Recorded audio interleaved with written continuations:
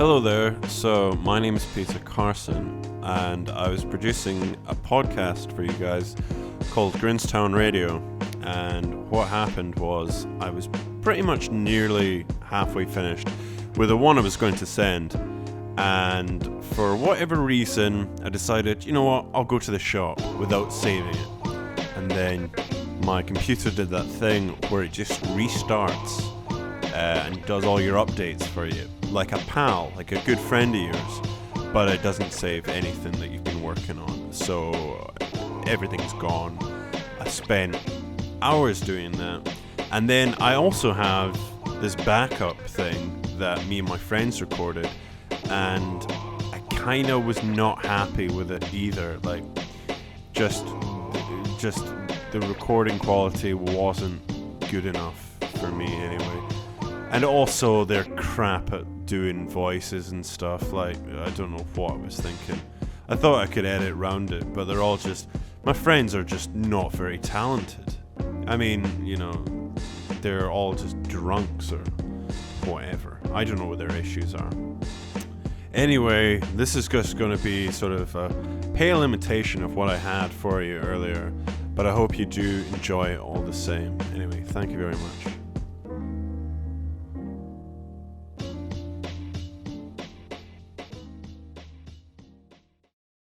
Hey, you're listening in to Holyrood Talk with your host, John Politics Ashdown. Now, the talk in Holyrood recently has been the Labour leader, Kezia Dugdale, has left her position as the Labour leader. Well, you'd like to know what I've been seeing. I've seen quite a lot of these politician types hanging around the Holyrood cafes and whatnot. Walking by the fruit market gallery, and guess who I see? I see Kezia Dugdale herself sitting having a coffee in the fruit market gallery. So I mouth to the window, it's a Kezia Dugdale, like she is a painting or an artifact in the fruit market gallery. And I'm so glad that I've been able to see Kezia Dugdale so soon after her disappointing resignation as the Labour leader. I mean, what a forgettable person. She didn't do anything of any significance.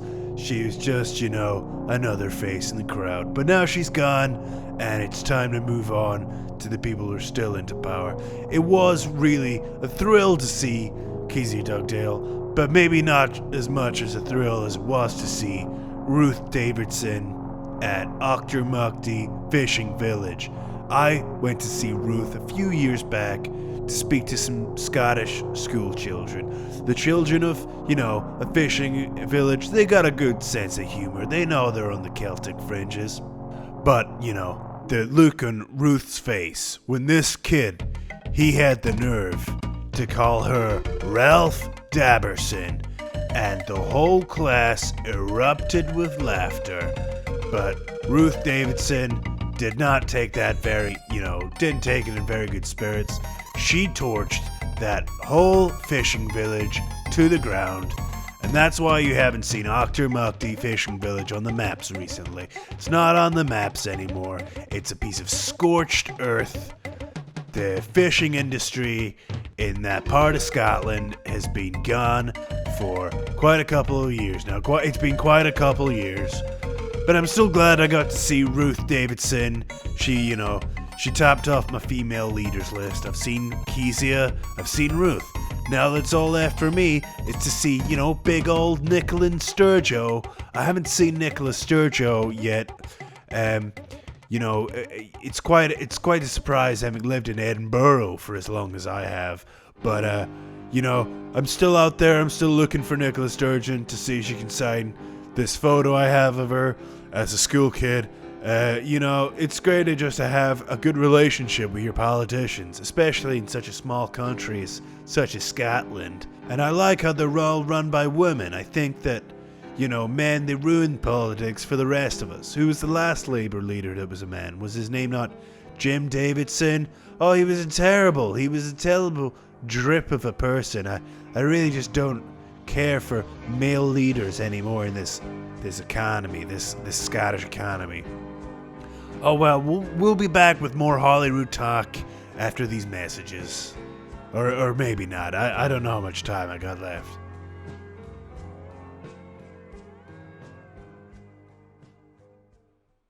Come on, what are you still doing here?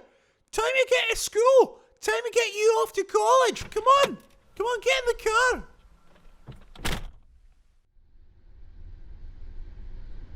Hi, so we're off to go see Aunt Shona later. She's moved house again. She's not living in this part of town. She's living down in Ayrshire somewhere, so thought it'd be quite nice to go see her once she's all moved into her flat, yeah. What's the matter here? Oh, come on. So yeah, I'll pick you up from college, is that alright? Mum? Yeah? Mum, I know that we are from, like, you know, a nice part of Glasgow. Yeah? But, so why do we have to have such horrible accents all the time? What? I mean, Mum, I've got, like, an accent that I've picked up from my friends, but you and Dad, Mum, you sound terrible. You sound like terrible people. What? Have you got a kid that doesn't want to stick with his accent? Then send him down to Danny Dyer's School of Ungrateful Bastards. They'll learn pronunciation, enunciation, and all the words that their daddy taught them. If they don't come back speaking like the pap, we ain't gonna send them back. Send a tape of your accent and your kid's ungrateful bastardization of an accent. If they're north, they're from south. If they don't sound like you, they ain't your son or daughter. We keep them in a repurposed prison with real steel bars. And we ain't gonna let them out until they sound like they're supposed to. Don't worry, we don't hit your kids. We just force them to watch regional telly from where they're from. But Mum, I don't want to watch Brookside! Mum, I hate Hollyoaks. Mum, River City is garbage. Dad, I hate Only Fools and Horses. Trust me, it's for their own good.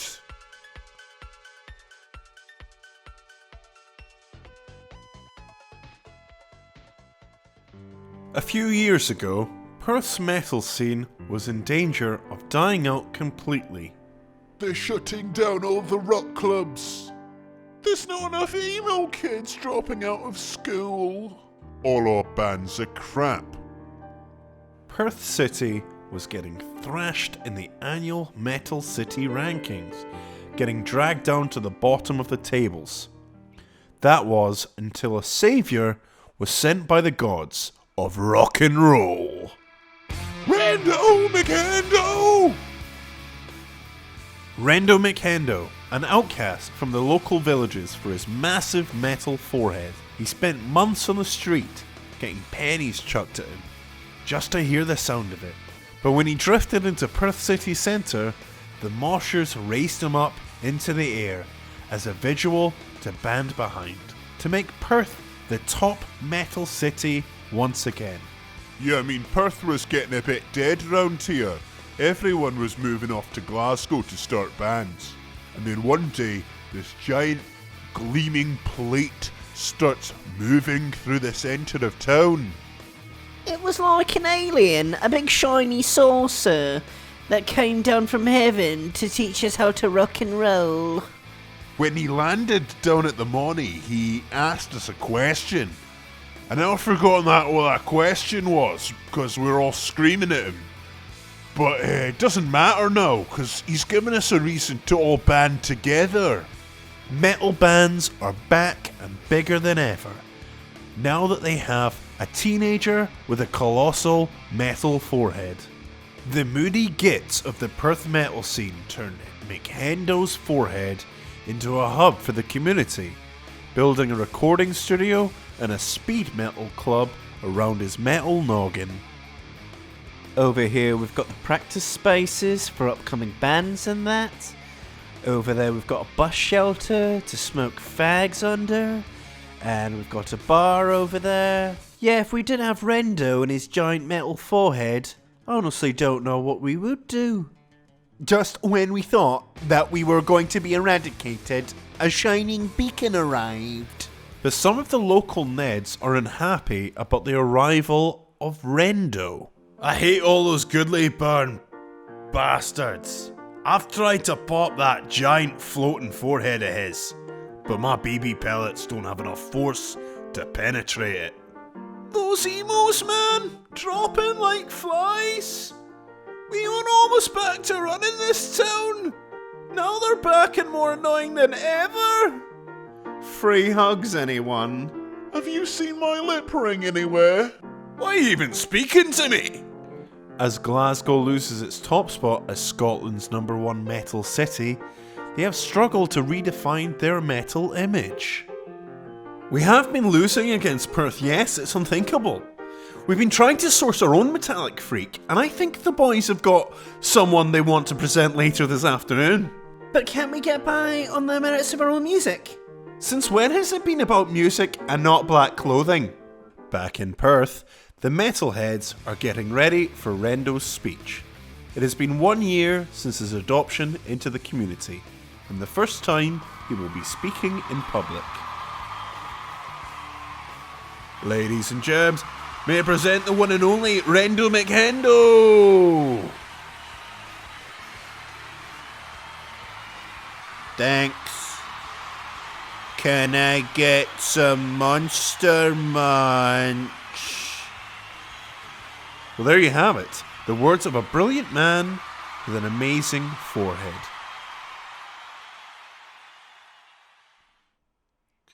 And now it's time for a little bit of mid-show reflection. Things I wished I reflected on include having a look at the previous year's entries for the Radiophrenia productions, whatever. They all seem like very nice, very soundscapey, arty pieces of work, which I'm more than able of creating, but I don't have any time anymore. I kind of already started doing this comedy thing, so I'll just maybe do the thing that I was born to do and be a stand-up comedian. So let me do a redo, but I'll make it arty from this point onward. Chapter 1. Well, I was born in Edinburgh in 1991. The hospital I was born in is no longer there. I wrote this song, I composed it on a MIDI keyboard. I suffer from very mild cases of depression, for which I take venlafaxine, the homemaker's drug. So, at the moment I'm on the dole. I have a lot of other things to sort of complain about. I barely have any money, barely have any food or anything. But I do have shelter, and I do have the internet, which is something I didn't have at a certain point in time. I used to stay in Canada, and I probably had my fair share of undiagnosed depression while living in Canada, just because I was a foolish kid and I didn't know anything better. When I was 19, my towel got stolen from the hostel I was staying in, and I couldn't afford to buy another towel for 6 months.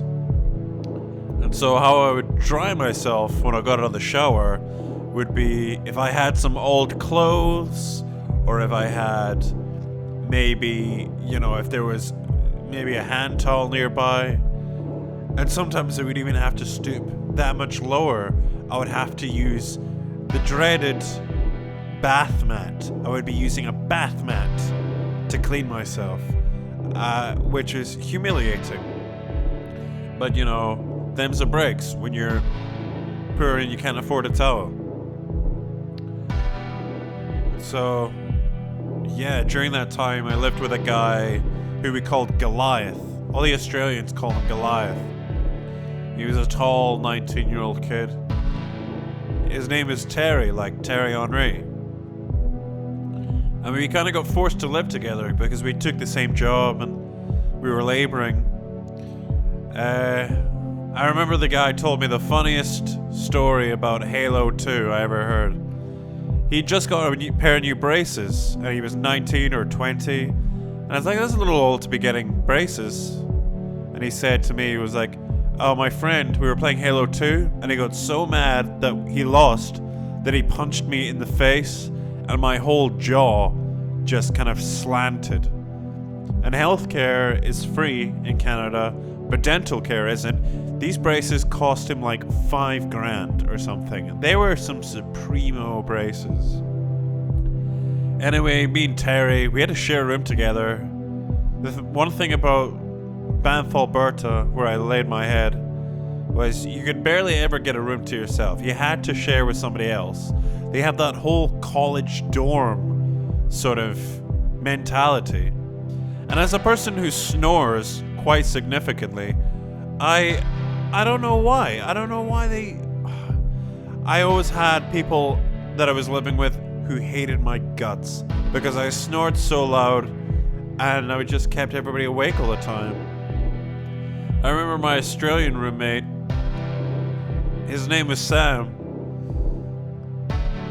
Sometimes I would wake up and he would be screaming at me and I'd be like sleepy, just trying to say sorry. Anyway, I found out that guy, he's gonna die sometime in the next few years. He had some sort of degenerative condition. That's why he was traveling. I hope he's still alive. So Sam, if you're still alive, I got all the respect in the world for you. You were such a nice guy, and I never wanted to see you die. I kind of joked about it sometimes, but it's only because you would scream at me when you woke up and because I was snoring all night. Chapter 2. When I got back from Canada, I really didn't have anywhere to stay or anywhere to go, so I ended up just camping in the hills of the town where I used to stay. There's a place called Comrie. And I had an iPod that I bought from like a street merchant or something. And I used to just hold it tight in the tent and I would listen to this song over and over again. And when I found a computer, I would slow down versions of the song and listen to those versions and just be listening to my own sort of cycle of dreams. That wasn't until my family, they found me and they took me in after, around about 8-9 months of me just like sleeping in, hillsides and places where I wasn't getting rain on all the time. And it's because I didn't know where they'd moved to, family. But they had to kind of track me down, like what happened to me. And I couldn't figure out where they were because I didn't have the internet or I didn't have a phone or any of these things. So I came back and I kind of hoped everybody was going to be really receptive. But I turned into kind of a hermit and I lived in the hills. It was a very sort of spiritual experience, but also very, very dark. Like, I really had no life. I just sort of surviving on whatever I could find. I had support. I think I went to a job center or something like that, but I don't know, they weren't very helpful. So after I got in touch with my family, I got this offer to go work abroad on a yacht, like, port to port. So I took this job. I was a waiter, and I waited on all these rich, fancy people for about 2 years, a year and a half, maybe. And this one day, this guy comes up to me and he asks me where I'm from. I start telling him. I said that I live in Canada. And he was like, oh yeah, I am from Canada. So I had a few drinks with him and I got to know him a little bit. By the end of the night, he'd offered me a job to work with him, selling beachfront property in the south of Italy.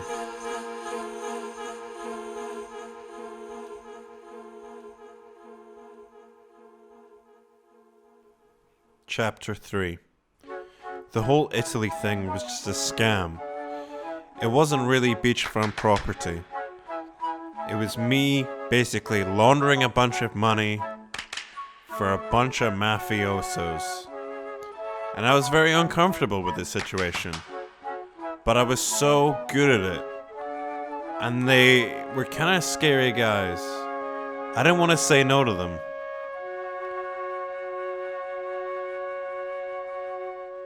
So I worked out there for a little while.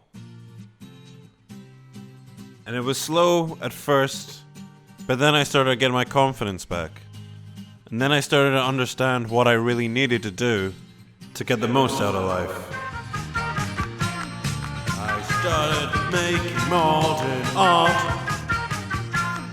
I started making modern art. And you can't say that it's not art because it's so modern. I started making a living making modern art and selling it to these galleries. And I had no education. I only read a book about art that I tried to impress a girlfriend with once, but I felt like I knew this. I knew what to do. Everybody's heard the name P.C. Carson. Well, it's a made-up name. It's not my real name. My real name is Briggs Stockwell. Briggs Stockwell. Briggs Stockwell. That's my name. That's my real name. But I've been an artist for years. Nobody ever found me before. But I've been hiding. I've been hiding behind a mask. And I'm coming clean to you now. I'm not really an artist. I lied about all those works of art. They weren't real. My motivation was wrong. I didn't care. Nobody cared about me. Why should I care about lying to all those people who bought my art for millions and millions and millions and millions and millions of euros?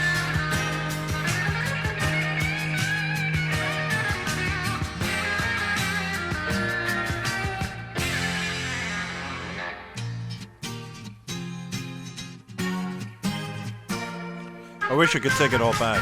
I wish I could go back to the person that I once was. Humble and young and unaffected by all this drama, this trauma that I'm inflicting on the world with my modern art. I wish somehow there was a way for me to repent.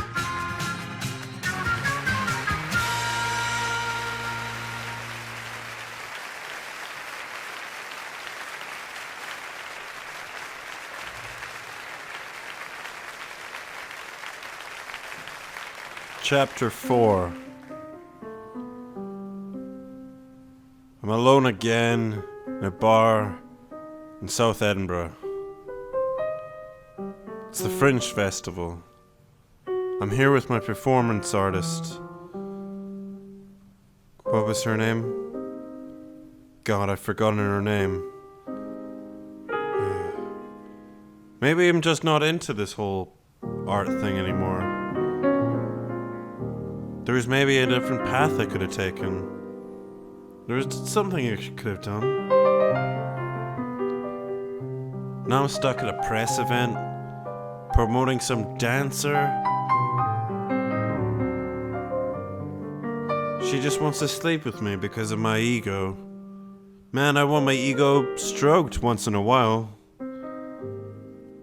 But that's no reason just to give up.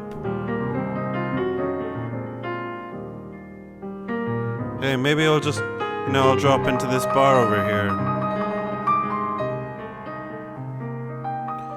It's funny, sometimes I feel like I'm falling in love in bars. Falling in love with faces. I don't think I've ever really seen a personality shine. Only a nose. Or maybe a nice pair of fake eyelashes. Where I'm wearing those babies, I got the biggest fear that I'm just gonna set fire to them. Guess why I don't wear fake eyelashes every day. Maybe if I took up smoking, I'd be able to get a reason to be afraid of setting him on fire. But I really can't smoke anymore. It's not good for me. It's not good for any of us. I used to think smoking was so fucking cool. So cool. I would have arguments with people who didn't smoke because I thought it was a style, a look, something like a badge, like you can communicate with people easily. But I guess I was always using it as a social crutch. You know, there's some people I would love to say sorry to, and then there's other people that I wish would just burn because they owe me something. God, the amount of people I let crash on this couch. I wonder if my friend will come back. You know, he's been away for a long time. Kinda miss him. You know, I would be surprised if a friend of mine died. They've all lived so far. I hope Sam's alive. In the morning, when I got the gondola, the windows would still be frozen, and I'd be able to see my breath in the freezing icebox. And I would open a window if I was alone, and I'd smoke a little cigarette outside. And then I would get so scared that I'd been seen by somebody who disapproved or had the power to fire me. So then I would, throw it out. I'd sit down and just pretend like that hadn't happened. But it did happen. I did that thing. And I'm gonna do plenty more things. Well, if they have a sense of humor anyway. I hope they don't, revoke my privileges. I wonder when I get to go home. It's probably a long time, huh? You know the thing about my parents? It was a lie. They never found me. I hid too well. I was such a great hider. Hide and seek was my favorite game. I don't think I ever lost a game of hide and seek. I'd always have to come out and be like, "Rah! I won! I was the best at hiding." So sometimes I leap from rivers into streams. I break my bones, and I float on forever. And I don't stop floating. And I find new places, and new forests, and places that mankind never went before, because mankind was too lazy. But I won't be lazy. I'll be the most amazing person that ever lived.